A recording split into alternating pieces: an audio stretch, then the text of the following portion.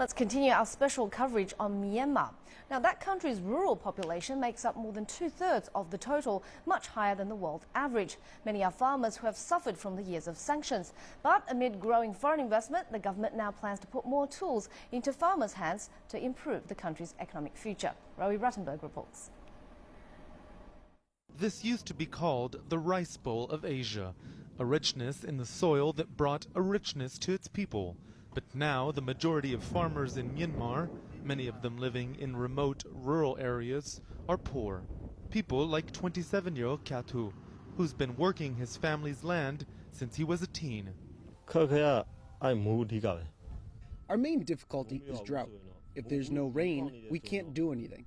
Some people who have money can take water from the canals and carry on farming. But we don't have that, or the machines, so we just have to wait.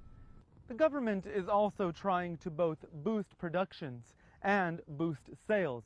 It's launched a cooperative project that lets farmers buy their grains more cheaply and also allows them to sell them collectively in China, where they can often fetch prices that are higher than right here at home. But some say other initiatives have brought negative consequences. In recent years, the government built a series of roads that linked much of the country, but also cut through much of its farms. Many farmers, now relying on annual loans, had to find work elsewhere. Since the road was constructed, our lives have become more difficult. Most of our farming land was grabbed up, and we didn't get any compensation. Now we have to do general jobs elsewhere. Myanmar's farmers are largely worried about their future. They now meet openly to discuss their frustrations. Even though the president says he is listening to the farmers, the local authorities are ignoring the voice and the problems we face. So I don't think the president and his civilian government are really hearing us. Officials know the key to Myanmar's future prosperity lies in the country's flourishing green pastures. When talking growth, they now often talk of inclusion.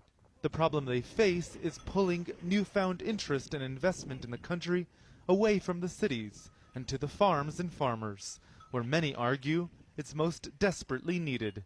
Rowie Ruttenberg, CCTV, Pew Township, Myanmar.